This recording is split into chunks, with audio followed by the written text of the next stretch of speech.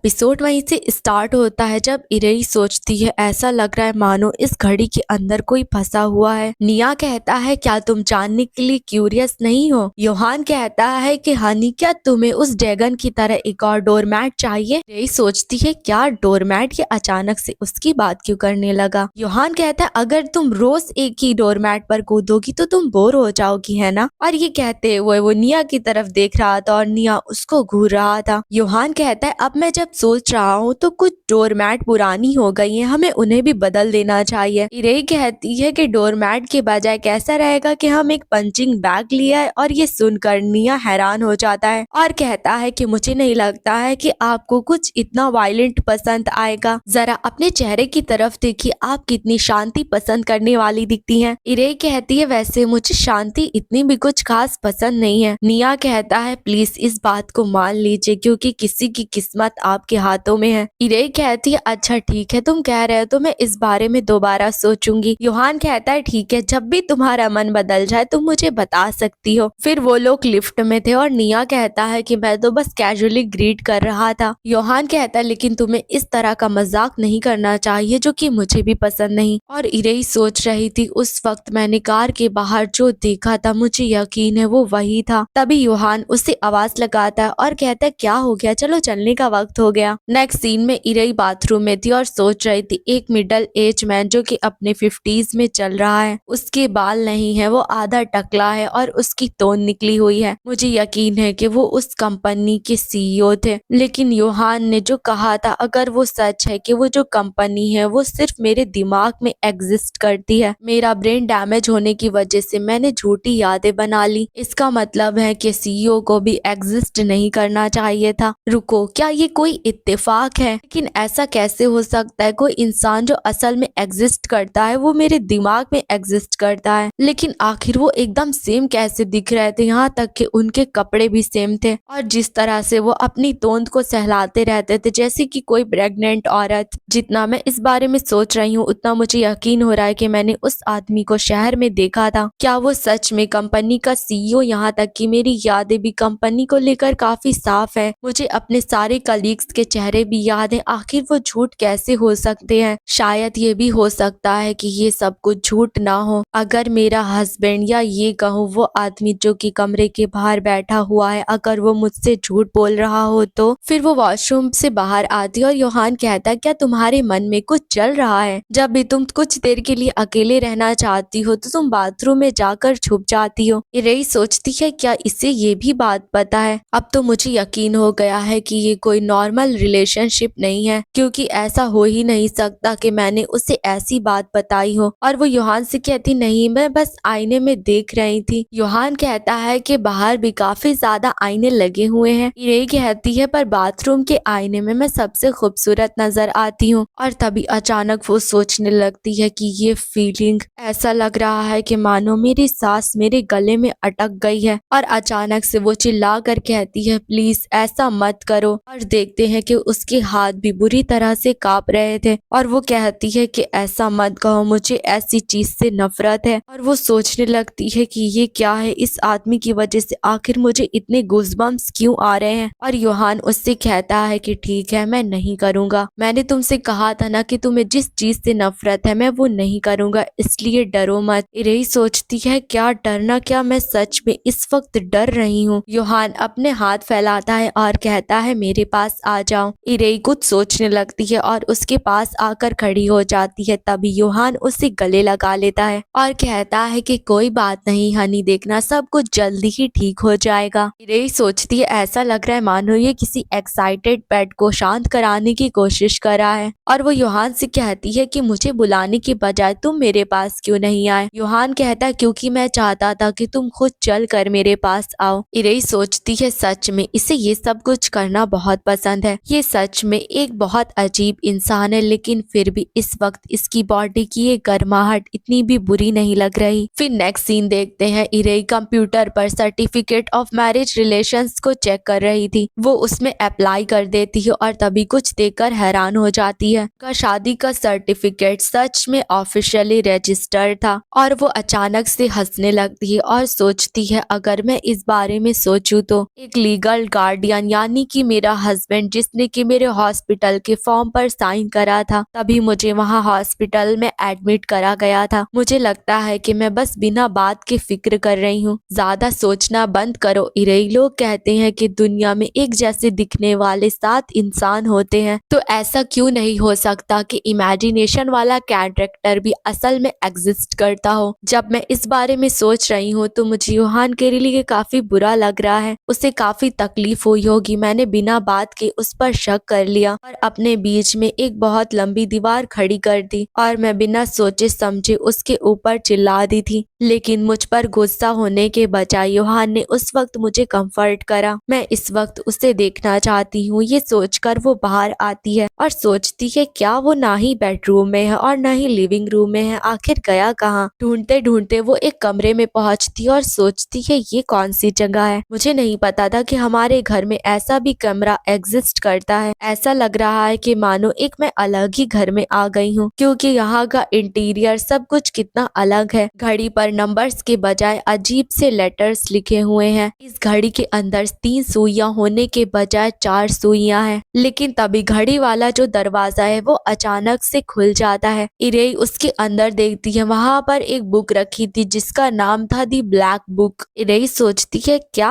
Book of darkness, book of shadows. मुझे समझ नहीं आ रहा कि आखिर मैं इसे कैसे ट्रांसलेट करूं। लेकिन तभी योहान उससे आवाज लगाता है। इरेई कहती है अच्छा तो तुम हो। योहान कहता है कि मुझे नहीं लगा था कि तुम्हें ये मिल जाएगा। मैंने सोचा था कि मैंने इसे छुपाने के लिए बहुत सावधानी बरती है। इरेई सोचती है क्या सावधानी के तौर पर, लेकिन वो दरवाजा तो अचानक खुल गया था। इरेई कहती है मुझे माफ कर दो, मेरी नजर वहाँ पर पड़ी तो मैंने उसे खोल लिया। मैं दोबारा से आइंदा ऐसा कभी नहीं करूंगी। योहान कहता है कि कोई बात नहीं, ये मेरी लापरवाही थी। मैं जानता हूँ कि तुम स्पेशल हो, लेकिन मुझे नहीं लगा था कि तुम ऐसी चीज को नजरअंदाज करोगी। इरेई सोचती है क्या कहा नजरअंदाज, ऐसा लग रहा है मानो ये कह रहा है मैंने इसकी प्राइवेसी तोड़ दी। योहान कहता है क्या तुम साथ में मूवी देखना चाहोगी। इरेई सोचती है कि चलो अच्छी बात है, कम से कम ये गुस्सा तो नहीं है। और वो कहती है कैसा रहेगा हम कुछ और करें, मेरा मतलब मूवी देखने के बजाय कुछ और, यानी ऐसी चीज करे ताकि हम दोनों एक दूसरे पर ज्यादा फोकस करें। योहान कहता है क्या कहा फोकस, तुम पहली बार ऐसी बात बोल रही हो कि तुम मुझ पर फोकस करना चाहती हो। लेकिन ये सुनकर मुझे बहुत अच्छा लगा। लेकिन जिस आदमी को तुम देख रही हो वो मैं नहीं हूँ, क्या तुम्हें इससे बेचैनी नहीं होगी। इरेई सोचती है ऐसा महसूस हो रहा है जैसे कि ये कोई इंसान है ही नहीं। ऐसा लग रहा है मानो ये इंसान से भी एक बहुत परे चीज है, जैसा कि एक ऐसी एग्जिस्टेंस जिसके बारे में किसी को ना पता हो। लेकिन मैं जितना ज्यादा देख रही हूँ उतना ही मुझे आदत हो रही है और आजकल तो मैं उसकी नजरों को भी महसूस करने लगी हूँ। जैसा लग रहा है मानो हम दोनों की बिना बोली बात एक दूसरे को करीब कर रही हैं। और वो योहान से कहती है कि हाँ मैं तुम्हें देखना चाहती हूँ, कैसा रहेगा मूवी देखने के बजाय हम दोनों एक दूसरे से ऐसी चीजें पूछे जिसके बारे में हम क्यूरियस हो। फिर देखते हैं कि दोनों लोग साथ में बैठे हुए थे। अचानक से ठंड बढ़ गई थी, इसलिए योहान ने इरेई को ब्लैंकेट उड़ा दिया था। तभी अचानक योहान उससे पूछता है तुम उस वक्त अपने अंडरगारमेंट्स क्यों देख रही थी, क्या तुम अचानक से उसे लेकर क्यूरियस हो गई थी। इरेई के सर में बम फूट जाता है। उसे समझ नहीं आ रहा था कि अब उसे क्या करना चाहिए और वो कहती है कि जवाब देने के बजाय इससे अच्छा मुझे मार लो। और वो सोचती ईमानदारी से कहूँ तो मेंटल असॉल्ट के बजाय मैं एक पंच खा लूंगी। योहान कहता है ऐसी जगह है ही नहीं कि मैं तुम्हें मारूं, तुम इतनी कमजोर हो, इसके बजाय मुझे तुम्हारा ख्याल रखना चाहिए। इरेई रोने लगती है और फिर कहती है कि शायद ये वही है जो कि तुम सोच रहे हो योहान। और ये बात सुनने के बाद योहान हैरान हो जाता है। हैरानी से वो इरेई का हाथ भी छोड़ देता है। इरेई सोचती है क्या मुझे इस वक्त रिजेक्ट कर दिया गया। योहान कहता है कि मुझे नहीं लगता है कि मैं खुद पर कंट्रोल कर पाऊंगा। इरेई कहती है कि कोई बात नहीं मैं कर लूंगी, तो अब ये मेरी बारी है। फिर वो अपने रिपोर्टर वाले मोड में आकर योहान से पूछने लगती है बताओ ऐसी कौन सी चीज थी जिससे तुम्हें मुझ में इंटरेस्ट आया। योहान कहता है क्योंकि तुम एक लौती थी जो कि मुझे अलग नजर से देखती थी। इरेई स्कूल के दौरान सब लोग मुझे वैसे ही देखते थे जैसे कि मैं उनको दिखाना चाहता हूँ, लेकिन तुम अलग थी, तुम्हारी नजरों में मैं कुछ अलग ही नजर आता था। इरेई को समझ ही नहीं आता। वो सोचती आखिर इन सब का मतलब क्या है और वो खुद ही इमेजिन करने लगती है है शायद से योहान एक बुरा लड़का होगा जो अच्छे के पीछे छुपा रहता होगा, लेकिन इरेई रोती जो उसके असली रूप को जानती होगी, इस वजह से योहान को उसमें इंटरेस्ट आ गया। मुझे लगता है कि ये सब कुछ ऐसे ही हुआ होगा। तभी योहान उससे कहता है कि चलो अब मेरी बारी है, और वो कहता है क्या मैं आज रात की सारी तैयारियां शुरू कर दूं? पहले तो सन्नाटा छा जाता है और इरेई का पूरा चेहरा लाल हो जाता है और वो सोचने लगती है क्या ये कुछ ज्यादा ही जल्दी नहीं हो जाएगा? अभी तक तो मैंने खुद को मेंटली प्रिपेयर करने के बारे में सोचा भी नहीं है। योहान कहता है क्या तुम मेरे सवाल का जवाब नहीं दोगी हनी? इरेई सोचती है कि ऐसा नहीं है कि मैं योहान को पसंद नहीं करती हूँ, बल्कि जब भी मैं उसको देखती हूँ मेरे दिल में अजीब सी गुदगुदी होती है। शायद से इसका मतलब यही है कि मैं उसको पसंद करती हूँ, लेकिन मैं बेचैनी वाला उस एहसास से छुटकारा नहीं पा रही हूँ जो मेरे अंदर चल रहा है। जैसे कि कोई ऐसी चीज तभी करनी चाहिए जब तुम दोनों प्यार में हो। क्या मुझे इस फीलिंग को सच में इग्नोर करना चाहिए? लेकिन वो भी फीलिंग मेरे अंदर है। जब मैंने योहान को किस करा था उसे भी लेकर मैं क्यूरियस हूँ, लेकिन अगर मैंने योहान के साथ ही सब कुछ करा तो शायद ये किसिंग से भी बेहतर लगे। और वो शर्माते हुए उससे कहती है कि ठीक है, जैसी तुम्हारी मर्जी। नेक्स्ट सीन में वो बिस्तर में घुसी थी और सोच रही थी मैंने सब कुछ बक दिया, आखिर मेरे अंदर ये सब कुछ बकने की हिम्मत कैसे आई? एक मिनट रुको, ये वो वक्त है जब मुझे खुद को तैयार कर लेना चाहिए। फिर वो पूरी तरह तैयार होकर उसके रूम में पहुंचती है। योहान कहता है कि कैसा रहेगा इससे पहले हम कुछ हल्का पी ले, कुछ ऐसा जिसमें अल्कोहल की मात्रा काफी कम हो। ये हनी वाइन है, कुछ ऐसा कि अगर बम भी फट जाएगा ना तब भी तुम्हें पता नहीं चलेगा। इरेई सोचती है इसके मजाक तो मेरे सर के ऊपर से जाते हैं। योहान कहता है अगर मैंने खुद पर काबू खो दिया तो इसे पीने के बाद तुम्हें तकलीफ नहीं होगी। इरेई उस ड्रिंक को पी लेती है और सोचती है इसका स्वाद तो कड़वा नहीं है। अगर मुझे ये बात ये बताता नहीं तो मुझे पता भी नहीं चलता कि ये अल्कोहल थी। योहान कहता है कि बैठ जाओ, मैं तुम्हारी आंखों पर ये बांध देता हूँ। इरेई सोचती है अब जब मैं सोच रही हूँ मैंने ये चीज मेंशन करी है पहले इसके सामने, मुझे यकीन नहीं हो रहा। इसे याद था और इसने मेरे लिए ब्लाइंड फोल्ड भी तैयार कर दिया। योहान कहता है तुम्हें अनकंफर्टेबल तो नहीं लगेगा? इरेई कहती है नहीं, मैं ठीक रहूंगी। इरेई सोचती है अब जब मेरी आंखें बंद हो गई है तो मुझे हर टच सेंसिटिव लग रहा है। क्या मेरे ऊपर अल्कोहल का असर होना शुरू हो चुका है? तभी योहान उसे किस कर लेता है और इरेई सोचती है कि मैं तो शर्म से ही मर जाऊंगी। यहाँ तक कि मेरी आंखों पर पट्टियां हैं लेकिन फिर भी मैं इसकी नजरें महसूस कर सकती हूँ। योहान कहता है कि तुम्हारे कपड़े तुम पर सूट कर रहे हैं, क्या तुमने जानबूझकर इनको चुना था? तुम इस वक्त खूबसूरत, लवली और बहुत सेक्सी लग रही हो। इरेई सोचती है कि योहान क्या तुम मेरा हाथ पकड़ोगे? कुछ ना देखने की वजह से मुझे डर लग रहा है। योहान कहता है कि तुम इतनी क्यूट लग रही हो, अगर मैं ज्यादा एक्साइटेड हो गया तो तुम हैंडल नहीं कर पाओगी। इरेई सोचती है क्या ये वही केयरिंग पर्सन है जिसको मैं जानती हूँ?